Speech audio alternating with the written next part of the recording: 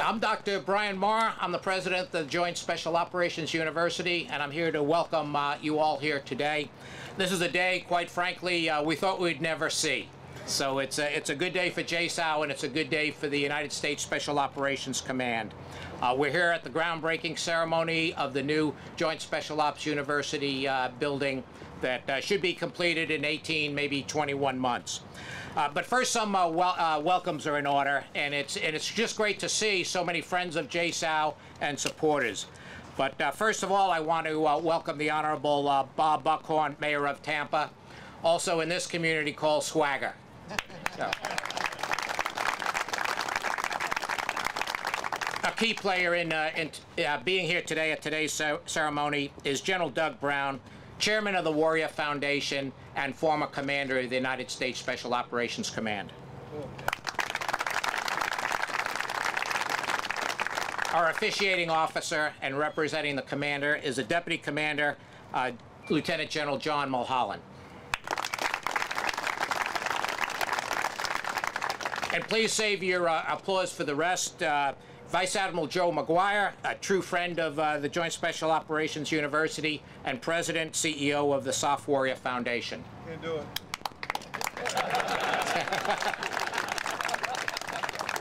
All the senior officers, generals, admirals, SESs, and staff of the United States Special Ops Command who support us every day in more ways than I can enumerate here. Thanks for coming yourselves. Our MacDill team, we wouldn't be here today without the great support from the first time we ever thought of coming to MacDill through many wing commanders and other support staff. But Colonel Andre Breer, the Vice Commander of the 6th Air Mobility Wing, and his Command Chief, Master Sergeant Tom Mazzone, welcome also. Thanks for being here. Commodore... And we'll keep clapping for everybody. So, representing the Coalition Village, the Director, Commodore Richard Malhanick. Thanks for coming. And representing the Corps of Engineers, Lieutenant Colonel Tom Nelson, the Deputy Commander of the Mobile District, who's overseeing this project. Special recognition for our senior representation from the district and state of Florida is Mr. Ryan Pat Mitra, the regional director representing Senator Marco Rubio.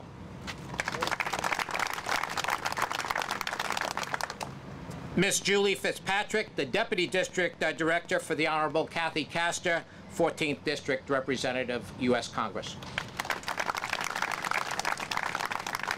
My personal thanks to our partners and mentors from our university partners, Dean Eric Eisenberg, Dean of the College of Arts and Science, University of South Florida. Mr. Kenny Gonzalez, the Tampa Area Director of St. Leo University, and Dr. David Persky, the Chair of the Undergraduate Criminal Justice Program at St. Leo University, a partner with JSOW.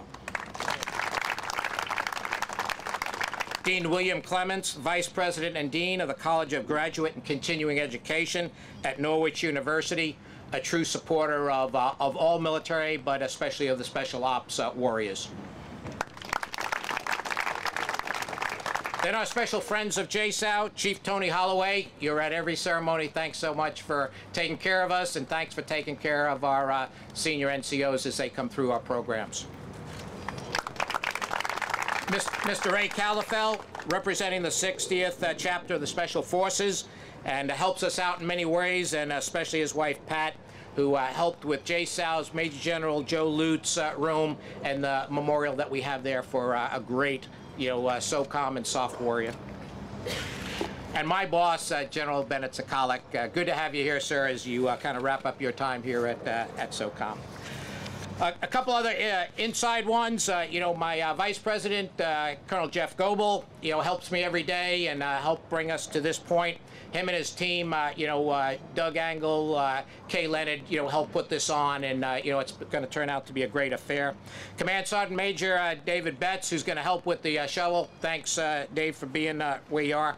And a special thanks for Lieutenant Colonel Todd Kelly. You're out there someplace, but my former vice, And he had a slave under me as we went through the design to get this building ready to be able to break ground.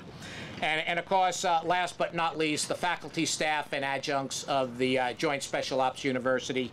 We've all waited for this day, and it's finally come. So thanks for your support, but more importantly, thanks for your day-to-day excellence in the classroom and the care and attention you pay to our students, and making them a little smarter, a little wiser as they go out into a very dangerous world after that education. As we gather today, you know, there's three special people that I want to recognize as we look at where JSOW was and how it got here today.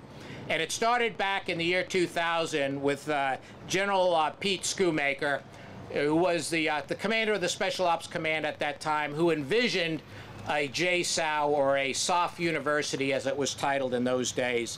And I remember so well in September 2000 when we had our groundbreaking ceremony, our inaugural stand-up ceremony that was at Herbert Field, where he initiated this small ragtag group that moved in with the Air Force Special Ops School to start making our education more joint. And it was just a handful of us that day, but he had great visions for the future, and certainly foresaw the need for education in the special operators repertoire as we faced the challenges of a global war.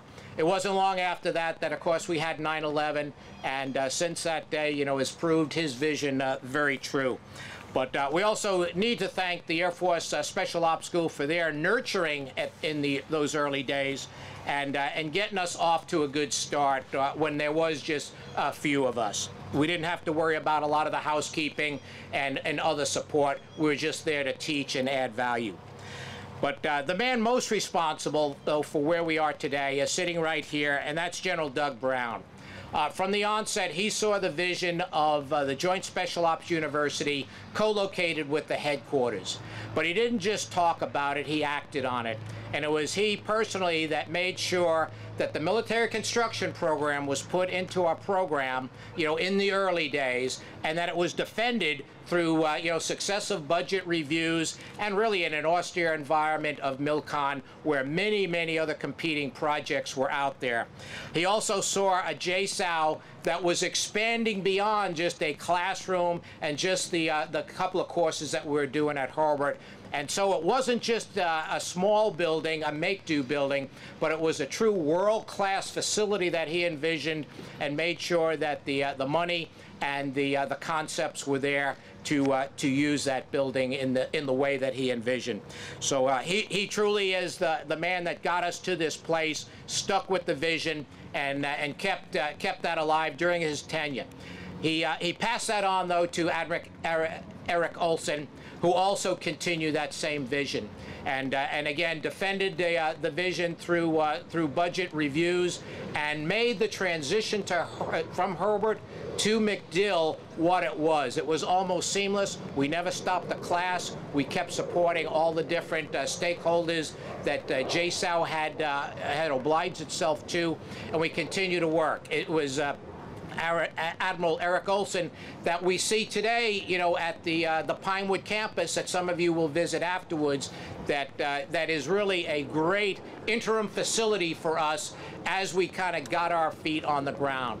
So between those three gentlemen, you know, it's why JSOW is here today and is thriving and has really fulfilled that early vision of the joint education, making the difference in that intellectual agility that our forces have out on a very, very complex and ambiguous battlefield.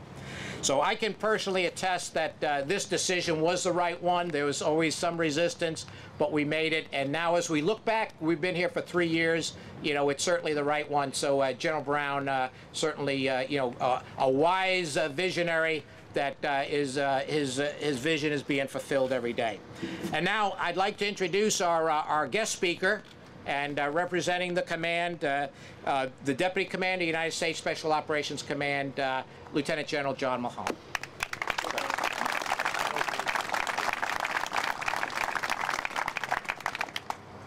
Well, good morning, everybody. Mayor Buckhorn, sir, my friend Joe McGuire, and all our distinguished guests. Thanks for the opportunity to join us here today as we symbolically break ground on U.S. SOCOM's Joint Special Operations University's new academic facility. I'm going to pile on with Brian here and specifically recognize General Brown for his signature role in this. The ancient Chinese philosopher Lao Tzu said, "The journey of 1,000 miles begins beneath your feet." Now we know that better as the proverb that says begins with a single first step, but the original translation is actually a little bit more sublime, because what it implies is a contemplation of what may be. Before action, the idea of what you might attain as you take that step forward on that long journey. So, sir, you had that contemplation, you had that vision, and again, as Brian has already said, I'd like to thank you for not just the vision, but the commitment and putting the resources against it, because that's why we're here today. That journey of 1,000 miles began with that vision. So, sir, thank you very much.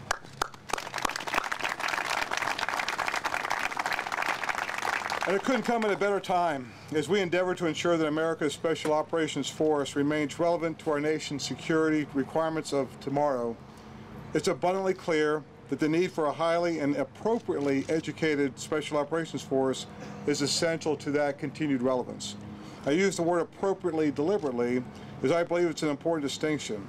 For we intend to deeply and comprehensively teach, inform, and discuss that which you will find nowhere else in academia. We will target our audience, the special operator, and our friends and allies with the same degree of accuracy and intensity as we would target an enemy. The U.S. Special Operations community has always placed a premium on selecting men and women of high intelligence and problem-solving skills. The Office of Strategic Services, the OSS, our modern SOF forefathers, undertook the first formal behavioral science study as to how to assess and select men for special operations and intelligence work. Entitled "On the Assessment of Men," this study made it clear that from the very beginning our SOF forefathers appreciated the need to select men and women possessing high intelligence, intense problem-solving skills, consistently sound judgment, all wrapped within a moral and ethical foundation of behavior. Since the founding of SOCOM, we have been blessed with leaders who demanded that we not only assess and select the right men and women, but we professionally sustain and build upon their training and education in order to ensure our nation's premier problem solvers are well equipped to take on tomorrow's threats and challenges. So today we take this great and demonstrative step forward in our enduring commitment to remain true to the vision and commitment of our forefathers by breaking ground on this new structure dedicated to the advanced education of America's Special Operations Force. Indeed, our stride now takes us well beyond that original vision as we embrace both the need and desire to provide extraordinary educational opportunities not just to ourselves, but to our conventional force brothers and sisters in arms, our interagency friends and comrades, and to our international partners.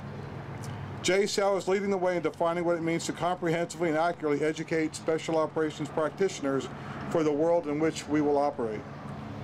This building is designed to accommodate a 21st century, world-class educational institution that is versatile and adapts to a variety of needs.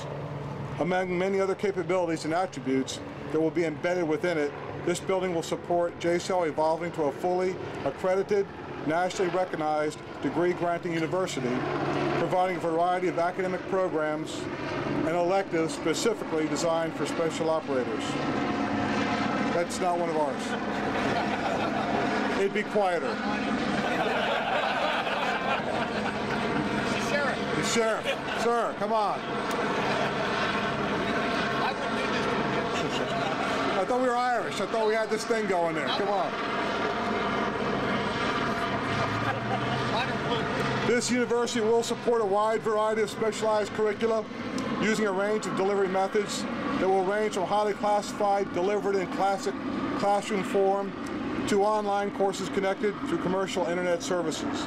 It will improve our ability to store and access unique reference materials and conduct special operations research and analysis through a significantly expanded library with dedicated space for our command, historical, office, and archive section. Additionally, and importantly, this building is designed to be a gathering place where current and future leaders can exchange ideas and learn how their roles affect our national strategic direction, a place for strategic discourse relevant to the world of special operations. It will welcome all and project a clear image of excellence and capability that our Special Operations Forces have earned over these past many years. I sincerely appreciate the efforts of Dr. Brian Marr and his staff and all who've worked so hard to bring this moment to fruition. My thanks to all who've joined us here today for this command, for the signature day for this command for MacDill Air Force Base and for the city of Tampa. Nowhere in the world, literally, will you find such an academic institution dedicated to the professional study and practice of special operations. So let us dedicate this future building to the operators of special operations community, past, present, and for those who will follow. Let us begin. Strength and honor. Thank you. Three. There we go. 1, 2, 3.